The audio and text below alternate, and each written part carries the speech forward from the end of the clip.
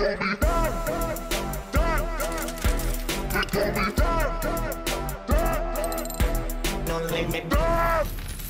morning, good morning, good morning, good morning.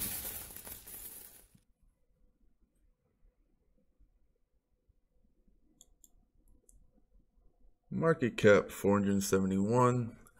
Same story, however, we've been steadily climbing. Bitcoin dominance showing over 40. It's at 41.4 right now. Bitcoin almost 12. We're sitting at 11.6. So, not far away from 12. And I just see it just to keep climbing and climbing. Had that nasty dip. And Ethereum, same number. I mean, just take a snapshot. Has not been doing much. 859. Ripple took a boost. Bitcoin Cash has been not keeping up. So if you look at it, it's almost 10 to 1 again. I think that's very cheap. You got Neo took a bit of a hit. And there's a lot going on. That node went down. The blockchain came to a screeching halt. And reading both sides of the story right now, I just think there's a lot of misinformation. So just right now, just doing my research. And this thing's going to happen, right? You're a long-term holder and some news can come out of left field. Something can happen. Someone can fuck up. But that's the thing. What separates the people who are actually going to make it is the ones that can stay. Like, there's always going to be a risk. And I'm sure in a new protocol, there's always going to be some errors. It's just what it is. Like, nothing's going to be perfect. So I'm not somebody who's just going to dump all my Neo at the sign of, something messing up. That's just, I don't know. If you do that to every project, you're going to be very hard to actually stick with anything. So at this point, like, one of my favorite things to do is to research some of these older coins. Like, I do Bitcoin, Ethereum. I know Ethereum's newish compared to Bitcoin, and Neo is obviously even newer. But in the span of crypto, right, you can call them OGs because they've been around a lot longer than most coins. And, I just love doing the research, and I'm very comfortable with Neo. Yeah, I'm thinking it's going to be more centralized. Like, there's no doubt. Their home base is China, and China doesn't play around. They're not trying to have this purely decentralized network. But in the scheme of things, China is a huge market, lots of money, and if the government gave any kind of blessing to Neo, the price would skyrocket, right? So I'm just looking at the world and the way it's happening, because right now this is the internet. If we're talking about, so I'll get into what's happening in the world around. So Iran, one of the biggest things outside of crypto is happening is Iran just rejected the dollar. They're saying they're not going to be using the dollar, and usually when that happens, there's a war that quickly comes after it. This isn't the case, right? You can't do that. You can't do with what you did with Iraq with Iran. So it's different. They're tied to China, Russia. You can't just go in there. What's happening? We're starting to see the world dump the dollar, and we've never really been in this position. Russia and China have been accumulating gold and silver left and right, big time. There's a new system in place. If you're listening to the news, if you listen to, the Rothschild torch is being passed this year. Actually, if you 200 years of banker family, they're actually passing the torch. A lot of people, a lot of things have been talking about a new system. Everyone knew like the dollar system, the fiat system was going to collapse. The inflation, the debt, the interest rates are rising. It's very hard. The home markets in the U.S. are crashing because the interest rates are rising, the unemployment's creeping up. You're starting to have more homeless people. If you ever go to downtown LA or downtown anywhere, you see so many more homeless people than you did just 10 years ago. And there's really not going to be a middle class with the way it's heading.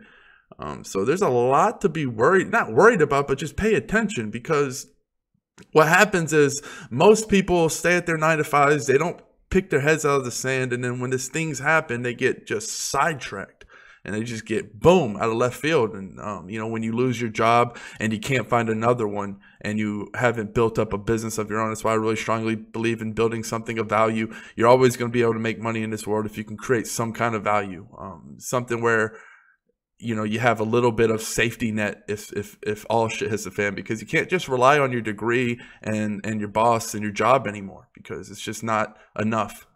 We don't Walmart, all the Best Buys, a lot of these stores are closing down. We're about to see a radical shift in the way retailers work.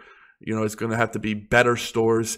The retail store is not dying. Amazon just bought Home Goods. The things that are dying are like the things like Sears and the things that where you can get a better deal on Amazon. If you can get a better deal on Amazon, then that store is going down.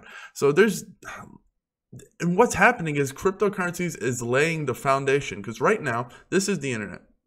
This is the internet right now. If you can picture it, it's really janky. BGP is nothing more than a glorified trust system, because any bad actor at any time can come on and hijack a website. We've seen the most prestigious websites getting take over. And then, you know, of course, they get weeded out, but that's what it is. It's a very vulnerable thing. It can be attacked very aggressively, and then they can weed it out, but they can't prevent the attack. Right now, they can't prevent the attack. All they can do is kind of take the blow and then weed out the bad actor. That's all it is. That's why we're starting to see more and more hacks left and right. And these aren't small hacks. You know, when Equifax, when these big companies and governments are getting hacked left and right, and most of it you don't hear about. You're not going to hear about most of it because they don't want you to say, hey, we're getting hacked every day, right? Just inviting more hackers. It's a lot worse than any of you could ever imagine. The internet is this. And what the blockchain is going to do is this. It's going to make it. I realized that was actually out this bridge. I believe this is Florida, but this is what the blockchain is going to do. Bitcoin has already done this with one lane. What is it? Money. Bitcoin has done this with money. There's already a lane built. You know, you don't think of the internet as just one big thing. It's kind of like these lanes. One person sending information to the other. The blockchain, Bitcoin has already done this in a beautiful way for money, because now it's not all janky. It can't be hacked. You can't inflate it. It's not just some crazy unstable thing, because anytime you have hierarchy where one or a few people make all the decisions, it's very bad, because people can make mistakes and people can get emotional and people get greedy. It's just what it is. It's very hard to find that pure saint, especially in this world. So this is what the blockchain is going to do. Of course, Ethereum, all of these platforms still have a long way to go. You know, Ethereum's still like this. This is still Ethereum, guys. Right? This isn't Bitcoin. I don't give a fuck. Bitcoin's this. Bitcoin is solid, right? We you know, there's some with Lightning Network and all all these things. There's some roads and alleys being built, right? There's some more things being built on the thing. There might be a little bit of blockage, right? You might see a little bit of traffic, but the point is it's secure. You know that your money is not going to get stolen. And when we start to see these smart, and I'm a big fan of Bitcoin staying pure. I'm not sure if I want Bitcoin to have opcodes enabled so where they can have you know, other things built on it. It's like it has a very important job. You know, why get greedy? It's like, dude, you're going to be, you know, replace gold, whatever. The sky's the limit for Bitcoin. That's a very big task, the monetary system. You know, I think that they should just master that and say, hey, that's cool. And let Ethereum have the ICOs or one of these other platforms that built up, you know, even Bitcoin Cash was to enable opcodes. That's fine, right? Like, but if you're just talking about wanting to have something as secure as possible in the most unsecure world, which is the internet, I think Bitcoin should just have as simple as possible, just a very plain Jane attack. So cryptocurrency is now this framework for what's about to happen with this big collapse. This big collapse. Yes, if the world collapsed, fiat collapsed, a lot of people usually jump to gold. However, Bitcoin is going to be seen right there and ready. What happens is nothing will get somebody to move from their current position more than a threat. So if there's not really a threat, people aren't willing to get into Bitcoin, right? Because there's not much, you know, they're good where they are. But if the threat comes and they're starting to see that, man, these interest rates aren't going down, and you know the people are continually dumping the dollar, who else is going to step up next and say, hey, I reject the US dollar? And as much as it doesn't matter who you are with the US dollar, you can think of these people as like the Bitcoin cashes. Like, they don't give a fuck. They're going for the throne. They want, you know, China, all these people want that top place. They don't want the US dollar to be the reserve. So it's kind of like if the US dollar was to just dump overnight and just become, you know, bottom out, it'd be like if Bitcoin did that. So you can think of the rest of the market, the world market, if something like that was to happen, with maybe one coin with insiders that's pumping something like a Bitcoin Cash in its analogy. That's what's kind of happening to the world right now. The world and it's kind of very strange if you really look at both sides. Like, the US dollar is being brought down left and right. The world does not want that. Most of the world, especially the East, does not want the US dollar to be the mainframe. So that's very important. Like, crypto is cool, of course, very important. It's going to absolutely have a big role in the future, I believe. But you also want to pay attention to everything else that's going around, because, you know, there could be a war, lots of things. One of the biggest things that cryptocurrencies are playing is the hedge against U.S. sanctions. So a lot of these countries are just, you know, the government can't do anything about it because, you know, things like Monero. And one of my biggest Zen moves to date that's really getting the most of its Zen out of me, it's really testing me as much as possible, was Monero. I was going to hold out. I was thinking, you know, some kind of Bitcoin, Ethereum, somebody was going to come out with some kind of, hell, even Bitcoin Cash was going to come out with privacy features, but they're taking their sweet time. Meanwhile, Monero is just chilling here. And if you can see the volume pickup, and it's already basically at its all-time high versus Bitcoin, one of the few coins at this point, it's been the biggest Zen move to date. Of course, I'm not buying on the pump. I believe it's going to keep going up. And then I'm just going to buy on that memory, that price memory dip. Like I said, I wouldn't want to buy here. If it dips, of course I buy. But if it keeps on going and then dips up here, I'd much rather buy here than a bought here. It has to do with price memory, and it just has to do with knowing where you are. I find myself, it's easier to wield when you have some kind of position. It's like putting a stake down. Like when it's on a dip, you have some kind of, it's like, okay, I kind of know where I am. The further away from ICO price to coin, the harder it is for me, obviously. Something like a SIGs, it's so easy to buy a dip because it's like, man, it's, you know, either around ICO price with bonuses or below it. That's easy, right? Then it's like, man, my floor is pretty fucking low, right? People can't sell any lower. But when you're this far from ICO price, when you're dealing like with a big animal like Bitcoin or Monero or Ethereum, one of these top coins, it's a much different ball game.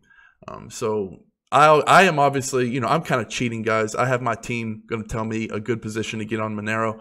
So I don't have to sit here and stare at charts and try to figure out what dip to buy, because sometimes there's false bottoms and they'll keep falling. So, EOS seems like to be a really good price right now. Just checking the market. Haven't been able to. So let me look at my notes. Let's see. Also, so I'll get into this. I'm going to kill it here. But I'll get into this last little segment. Talking about the world becoming tokenized. So what's happening? What's happening now?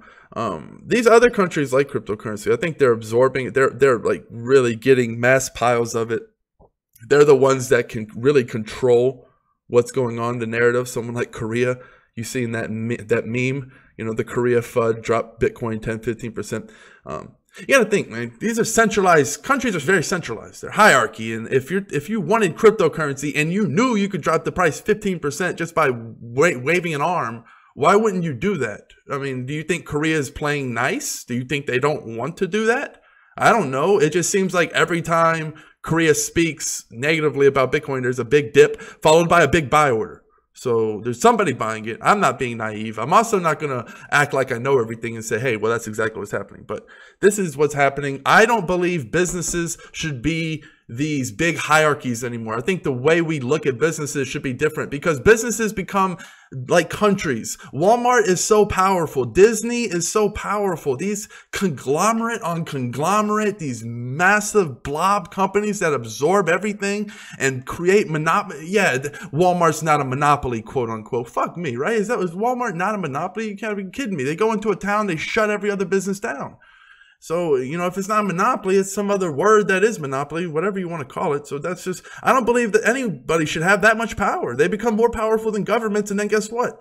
They start backing the governments and then getting laws in their favor. Hey, let me dump some toxins into the ocean, governor, and I'll fill your bank account. That's what shit happens. Like, and so if you're talking about something like, if you want to deal with eBay, but you need eBay stock to deal in that company.